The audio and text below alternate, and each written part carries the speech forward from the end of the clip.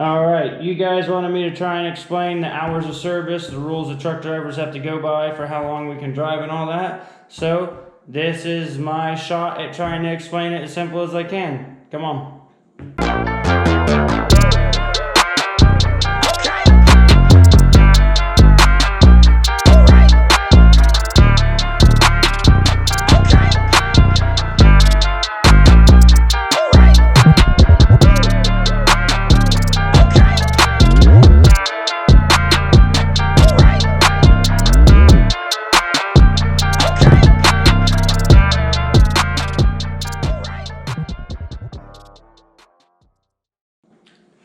Alright, so we have got to follow the HOS rules.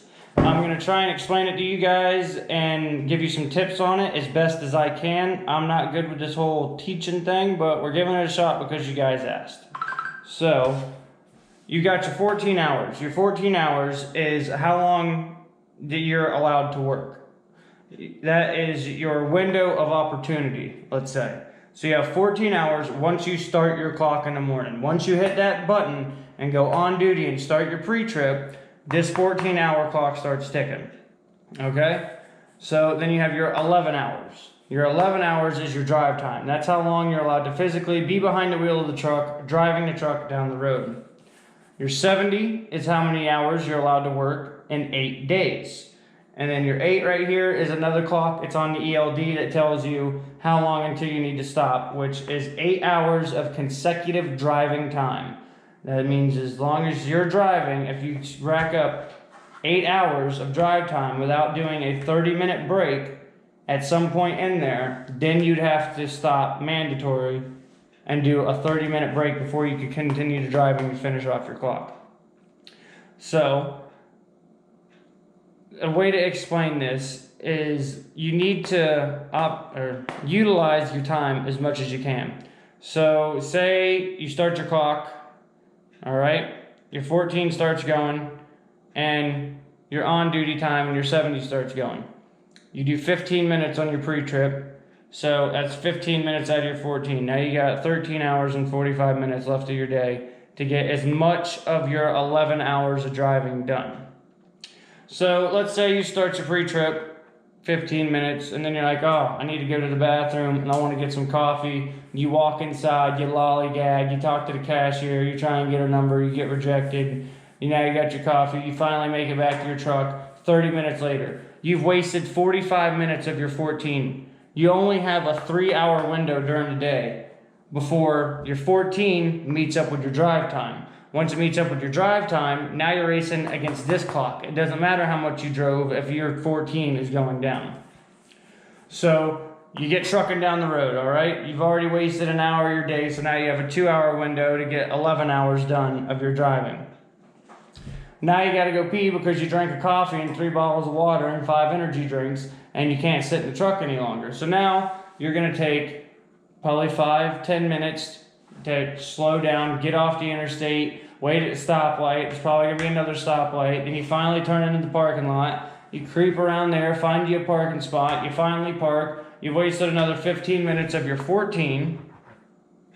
And now you've wasted 15 minutes of drive time because you were driving the truck into the parking lot. So say you got 15 minutes doing that, and then to get into the place, go tinkle, hit on the cashier again, get rejected again, get sent back to the truck. You've wasted now 45 minutes in the morning. You've wasted another 30 minutes coming off the highway, going in, getting rejected. And then now you get back out to the truck, you fire her back up. It's going to take you another 15 minutes probably to get back out to the interstate. And I'm just using these as square numbers. It might not. There's some truck stops that are right off the road. You come off, you get the green light, you fly down, you hang a left because you got the green light again, you pull in. It might take you 5 minutes. Or to find a rest area, that's the best bet because you just pull in, park to the side, jump out, tinkle, jump back in the truck, and take off. That's the best way to do it, to utilize as much time as you can. So now you're racing against this clock because you've lollygagged around all day, and then you go to get loaded, and that's going to take you, unless you're going to a place that's really good, it's a small place, another 30 minutes to an hour. So now you've lost even more time off this. I don't even know where we're at for time now. I think we're down to like 12, 11 hours. So now you're racing against the clock again. So you have got to stay in the truck. You've got to keep the door closed and rolling, especially if you're in a 60-mile-per-hour truck. Every minute inside of that truck going 60 miles an hour is 1 mile. Say, let's just use square numbers here. If you get $1 a mile and you waste 10 minutes, you just lost $10. Now, you're probably going to make realistically 50 cents with one of these mega carriers or 60. So you waste 10 minutes, you just lost $5 off of that day. And then you got to get back out there, which is another 10 minutes, so you're going to lose $10 when it comes all down to it. So you've got to stay rolling as hard as you can, especially with these E-logs. You can't make up time here and make up time there. You've got to keep her moving, okay? So you got to keep the door closed. Ratchet strap it shut if you have to, something, super glue it. Do whatever you got to do to keep those wheels turning, because that's what's making you money. If they're not turning, you ain't earning, and then you might as well just go home if you're not earning money out here and go back and see your family. So roll as hard as you can. That's the main thing. You got to. You have to roll as hard as you can. And do not start your clock unless you are absolutely ready to go. Go in there and hit on the waitress and get your coffee and do whatever it is that you do and take a shower or whatever before you do your pre-trip. Because you can't change these things after it's done. On duty you can change it to off duty, but you know, we're not going into that. Let's just get the job done. Go do your thing. Wake up 30 minutes before your 10-hour break is done, because whenever you park, you've got your 10. You've got to sit still for 10 hours. Now, I am not 100% sure, don't hold me to it, but I am pretty sure that you are supposed to log 8 hours of sleeper berth, which is, you know, you're inside the truck. Don't hold me to it. I'm not sure you can do 10 hours of off duty. It's all the same. Guys, don't give me hell in the comments. I'm just trying to explain it to the people that aren't truck drivers, so on and so forth, and the new guys coming out. I know some of this is probably going to be a little bit off. You're going to do it different. Everybody does it different. Everybody has their way. You might get away with doing one thing, another guy might not get away with it. So don't jump in the comments ripping my head apart, because I'm just trying to help out. And I don't like this whole teaching thing to begin with, but you guys keep asking for it, so I'm giving it to you. Alright, so you're 70. You can only work 70 hours in 8 days. So I already did this video 3 times trying to figure it out. That's why this is all marked up and I just couldn't get it right. So you work 10 hours a day, let's say. On the 7th day, you've got 70 hours. You're done. You can't drive no more. You can't go on duty no more. You're done. That's it. So you sit around all day on the 8th day.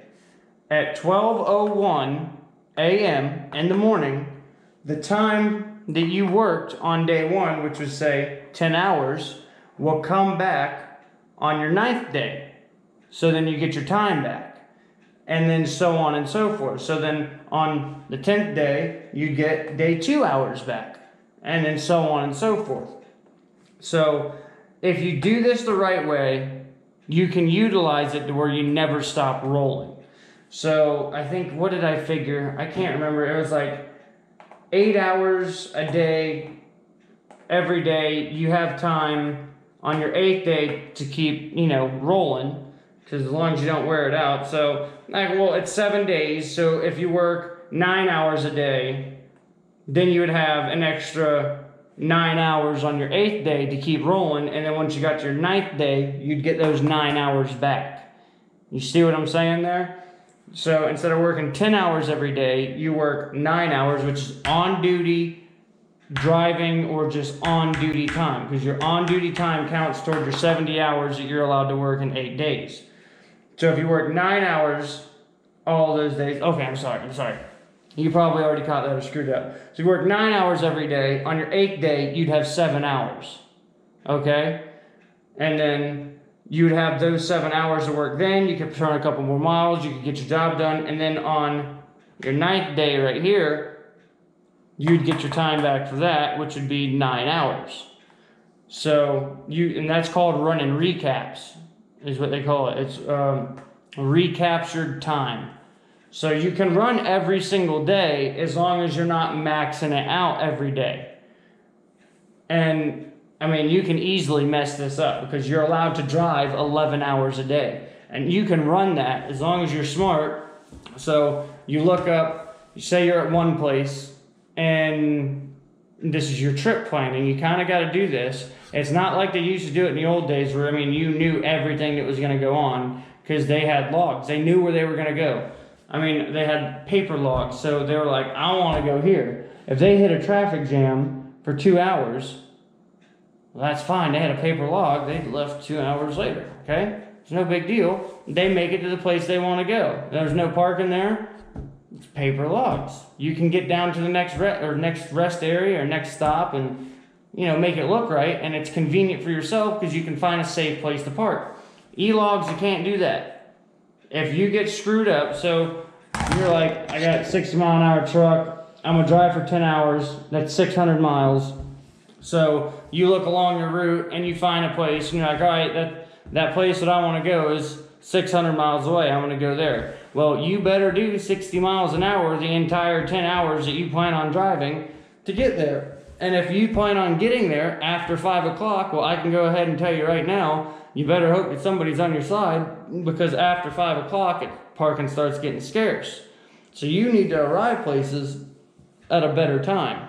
Now, if everybody did that, the parking lots would get fuller sooner. So, I mean, it's all different. And then sometimes you're not going to get out of, you know, receivers or shippers or this or that at that time. And you're going to, you know, find yourself in a predicament where you can't get parking. And you're going to have to do things. I mean, most people are allowed to have PC, which is personal conveyance, that you can put the truck in and continue to drive in an off-duty state.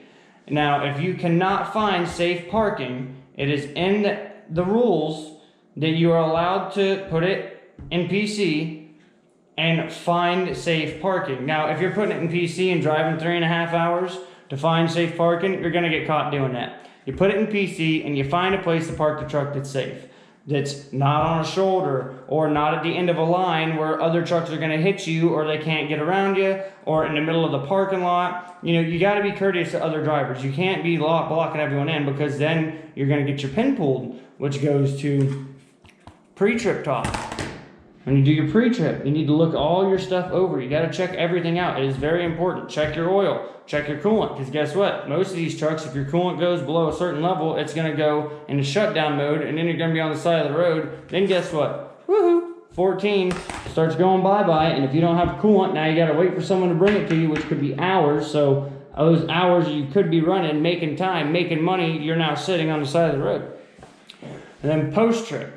Let's talk about that real quick. And you guys know I go squirreling all over the place. But post-trip, that's when the truck's hot. You really can't, you know, do as much physically, but you can look at your tires, make sure you didn't hit any metal in the road, slice a tire open, you know, walk around with the truck off, listen for air leaks, make sure you didn't pick up a nail where your tire's going to be flat in the morning. And if you did, you're probably parked in a parking lot with a shop because most TAs, Loves, Pilots, all that has a shop there. You can pull in, get your tire fixed, and, you know, whatnot. You can drop your trailer in the parking spot that you luckily got because you got there too late because you had to wake up at 8 o'clock. And so after your 11 hours, you know, you pulled into the truck stop at 6. Well, 7 because you're pre-trip, fuel. Oh, yeah, fuel. You got to log fuel, unloading, loading, pre-trip, post-trip. And all these things go into your 70. This is all on duty time. So you've got your pre-trip.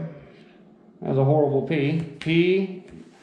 Pre-trip. Let's say you get your fuel. And then loading. Unloading. And then post-trip. So let's say each one of those gets 15 minutes. You got your pre-trip, 15 minutes. Fuel, 15 minutes. Loading, 15 minutes. You're at 45 minutes out of your 14 and off your 70 now. So you got time going out. Then your post-trip, another 15 minutes. So you've got an hour, and most of the time you don't get loaded and unloaded in the same day unless you got a run that you can do that with.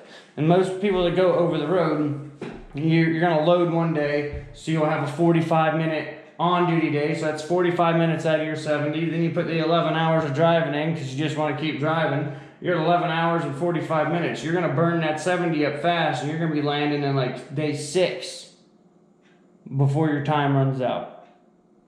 I mean, it's really hard to follow, and I'm not really that good at this whole teaching thing, and I'm trying to do it the best I can and trying to help you guys. But it's a lot. It seems really difficult, and it is kind of confusing, but once you start doing it, it really just falls into place and you find your own groove. Because realistically, with e-logs and the way the trucks are and the way everything's set up and appointments and the way they schedule, you're gonna drive 9.5 hours a day, maybe 10. I mean, I max mine out every day. I run it to 10 hours and 45 minutes. I run my time because my truck's not governed. I can do the speed limit. So I can get to the East Coast from Wisconsin in a day and a half. So I'm in the middle of this day and then reload on the 3rd day, get back here on the 5th day, running hard. And then I get to the yard. I normally do a 34-hour reset, which a 34-hour reset is 2 consecutive 1 a.m. to 5 a.m. periods to where you have to, not move. So once you do a 34, this thing is just nothing but a mess now. Once you do a 34, then you get all your time back. So say you 11 and do a whole bunch of on-duty time and you land at the 5th day, you do a 34-hour reset, you can start back up. Say if you do, what is it that I figured? You get done at 6 in the morning, so 6 that evening, 12, 6 the next morning is 24, and then that evening is 24, 36, so 36. So I just confused myself. Well, it's 34 hours. I think that's 2 consecutive. So you get there the first morning, 6 o'clock. That evening, 6 o'clock is 12. Next morning, it's 24. And then that evening is 34. So I think that's irrelevant at that point. I think they might have changed that. I think just 34 consecutive hours off duty. I'm not going to edit that out because you guys know I like to be transparent. So, I mean, as long as you have 34 hours consecutively off duty, you get your 70 hours back is what I'm getting at. And then, you can keep running. So this isn't going to make a whole lot of sense to you right now, but I promise once you guys get going and you're a trainer that I hope is better than the average Joe and hasn't been driving for 6 months like Trans Am did to me and made me a trainer at 6 months. I trained one guy. He was really cool. I hope he's still out there doing well. I taught him everything I could for the experience that I had, but I was like, I really shouldn't be doing this because I never even drove in snow at that point, so I couldn't teach him that. And yeah, if your trainer has 6 months, sorry guys if you're a trainer at 6 months, but you shouldn't be training anybody. Sorry. I shouldn't be training anybody. I've been doing it for 3 years now, and I haven't experienced everything I should experience to be a trainer. I'm not scared to say that, and that's why you guys, a lot of you in the comments say that I should be a trainer. No. I do drive decent, I believe. I do the best as I can and try and pay attention to everything that I can. But I wouldn't train anybody right now. I'd want at least another year, some more snow driving and all that. But I will be giving you guys snow tips that I've learned from the old guys here once we finally get some snow. I finally seen a couple flurries yesterday. But like I said, drive as much as you can. Keep keep the driver door closed, probably the passenger one too, unless you're messing with those recreational reptiles or something come out. But merch might be dropping next week if everything goes well. Pretty excited for that. We're sneaking up on our 50,000 subscribers. We just passed, I think it was 42 this morning, and I'm rather excited about that. And there was something I wanted to talk to you guys about. So I might be getting something here in the next few months, and it's gonna take working on it. And I used to be a mechanic, and I like doing that kind of stuff. And what I'm getting is gonna be pretty cool, and I'm not gonna tell you what it is yet, but would you guys enjoy content of me working on it, making it cool, doing like the same stuff I do to the semi, but with a different kind of vehicle when I'm on my home time. And I want you to drop a comment down below and let me know what you guys think, if you guys are still following me for that, or if you guys just want me to keep the channel strictly trucking 100%. I understand, that's fine. I'll just go make another channel and try and build that one up. But I figured you guys like seeing what I do anyway, to ask you guys first before I make a decision and see if you guys want to watch me build cool stuff, because I eventually want to get like a race car, a drift car or something, and build that and learn, teach myself how to weld, and basically go. Do you guys want this to be like vlog kind of style and just follow my life, or do you want it to just stay strictly trucking? So drop a comment down below. If you go to my Instagram, Life Behind the Wheel 445, and hit the link tree, you can go to the Facebook trucking app that I made, or Facebook trucking page on Facebook that I made. My TikTok's linked to there. What else is linked to there? Spotify playlist that I just made with a whole bunch of trucking songs, some hip hop songs, country songs, a little bit of mix of everything that I listen to on the road through Spotify. And that is also where the merch link is going to be when I get it. So hope you guys enjoyed this video. Let's have conversation in the comments about it, but don't be jumping down anybody's throat. Because some companies do it one way, others do it a different way. Some guys follow the book. Some guys have been doing it their own way for 40, 50 years and no one's ever said nothing to them. So let's go make the best trucking page on Facebook. Go follow it over there. Post anything you like trucking related. No politics, no racist stuff at all. I will not stand for it. I'll delete you immediately off of there. That's not anything about this channel. We're trucking and just cool stuff. So thanks for watching. Don't forget, like, subscribe. We'll see you on the next one. Come on!